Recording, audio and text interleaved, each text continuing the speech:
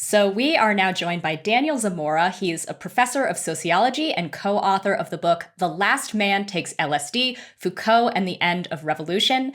And his latest article for Catalyst is The Culture Wars Come to France. That's what we're going to be talking to him about today. Daniel, it's really good to see you. Thanks for having me. So I do want to get into your Catalyst piece, but actually let's start by looking at the French election. By the time this interview airs, France will have started its first round of voting in the presidential election. And, currently Macron is still leading the polls, but we've really seen the far-right candidate Marine Le Pen closing the gap, essentially. So maybe just as a way of opening up before we get to your Catalyst piece, what explains this recent surge by Le Pen, and why has a far-right nationalist candidate gained such significant support in this year's election? Yeah, so that's a good question. I think there are several reasons that explains how normalized Marine Le Pen has been over the last 5 years.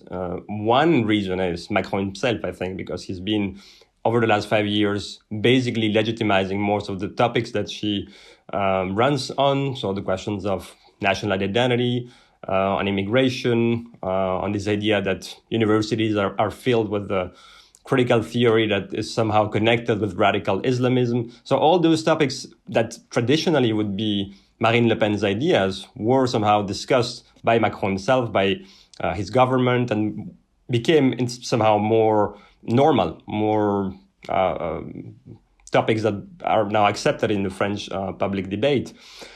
A second thing I would say is maybe the candidacy of Éric Zemmour, which is the extreme right, the other extreme right figure, which is way more radical than Marine Le Pen, as he has been even trying to somehow rehabilitate the Vichy regime, which is the regime in France during the Second World War, the collaborationist regime, and surprisingly, even if, of course, Zemmour wanted to take Marine Le Pen's place, it created a candidate that is even more right-wing than her. And so she now appears as somehow moderate compared to him. And it gives her more appeal because she's not the only, let's say, extreme right candidate at the other side of the political landscape. So that, I think, really shaped a new Marine Le Pen in a certain way that is now it's possible now that she can win.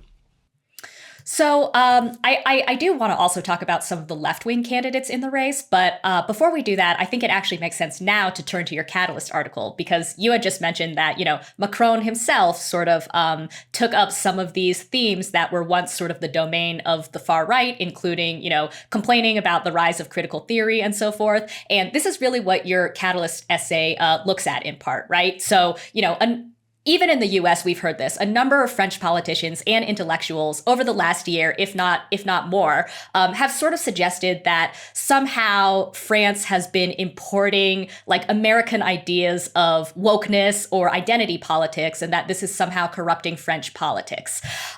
You argue in your essay that there's actually something else going on.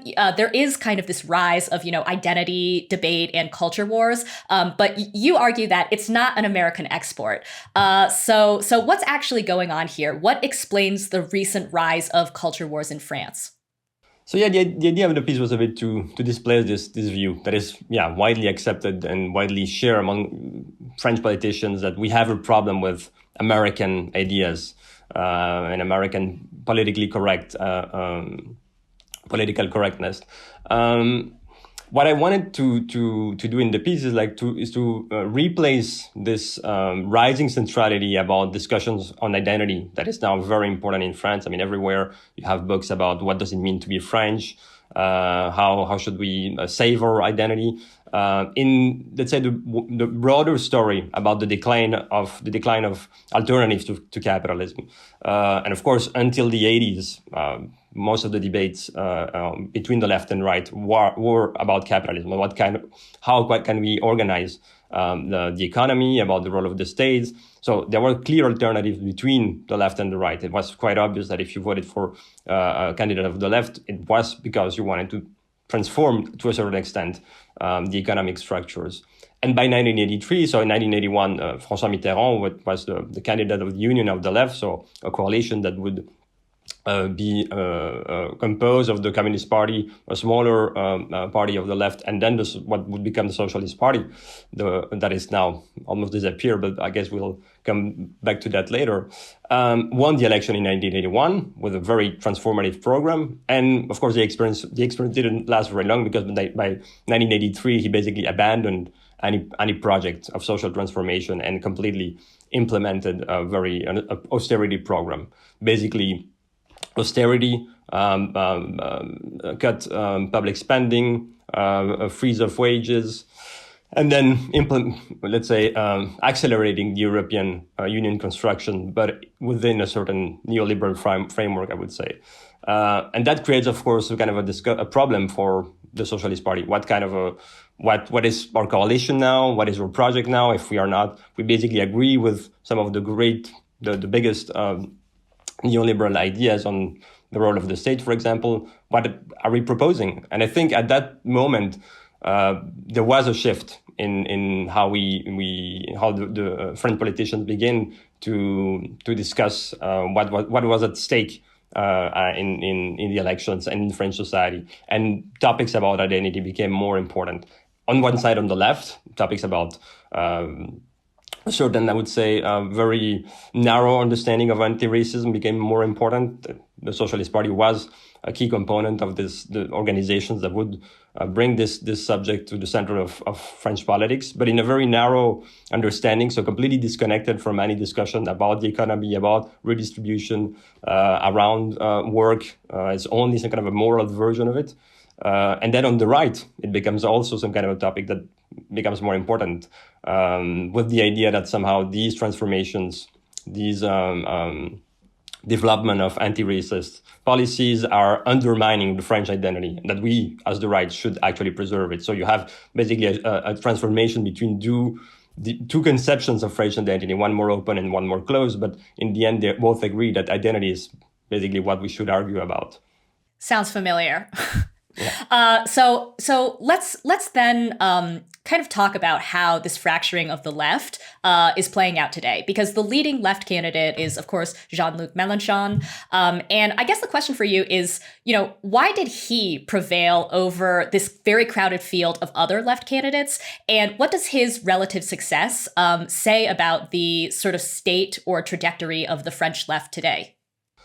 Yeah, so that's an interesting question. I think part of his success, I would say, and we can also discuss about the failures of the form of his movement, which is not exactly a party, right? It's kind of a movement, it has a kind of a populist bent. But I mean, his success comes partly from the complete demise of social democracy in France. So you can imagine that, in 1981, the Socialist Party after that election, will become the dominant force from the left, while before it was the French Communist Party. So the French Communist Party had been for a long year, at least since the post-war period, the dominant force in the French left. And by the mid-80s, that completely shifted. But several governments of austerity, of neoliberal policies, and especially, of course, the government of François Hollande, which was the president before Emmanuel Macron, that run on a kind of a more or less progressive agenda, but in the end, basically did tax cuts and right-wing reforms on the labor market, on fiscality.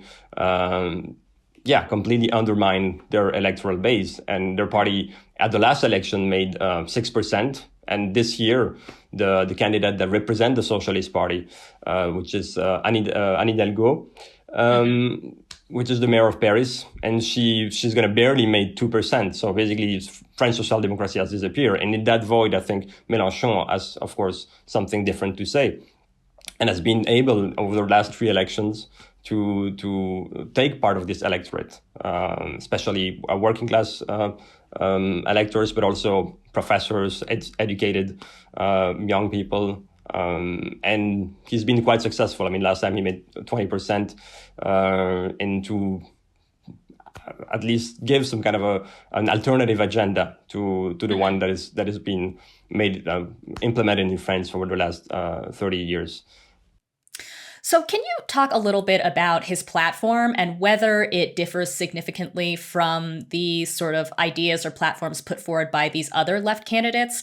Because it kind of sounds like you're saying maybe the class composition of his base is a little different from what the socialists or the Greens are currently working with. Is that the case? So he definitely have a kind of different program from the others, especially on economically speaking. He has a way more radical a program on the question of the green transition, so where the state has a way more important role for directing, coordinating investment for that transition into green energy. And to, of course, public spending, wages, all these questions. I would say he has a more traditional social democratic program that had disappeared for some years now in France. And on the point of his class composition, I think it's a bit more mixed. Let's say if in the 80s, 70% of the working class voted for the left candidate, this today has more or less disappeared. So Mélenchon has still a good base among working class people, but it's not stronger than Marine Le Pen or even Macron. So it's kind of more evenly distributed. The biggest party of the working class is abstention. And this is going to be an important question at this election, because electoral participation in France has been in free fall for the last 4 elections at least. And I think more and more people probably won't vote if there is a second round between Macron and Marine Le Pen. And this could, of course, be work well for her, because if I would say since the first time Le Front National, so the extreme right party, came to the second round, there was a quite widespread union, I would say, among politicians to say that they would give the advice to the electors to vote against the Front National, right? So every candidate, whether he was communist or not, would say, you're going to vote for the other candidate because what is at stake is it's not just about politics, about democracy, etc., etc. Today, I think almost none, and they already said that they would actually say they should vote for Macron. So Mélenchon probably won't. He would say for who he's going to vote personally. Pécresse, which is the candidate for the right, won't neither.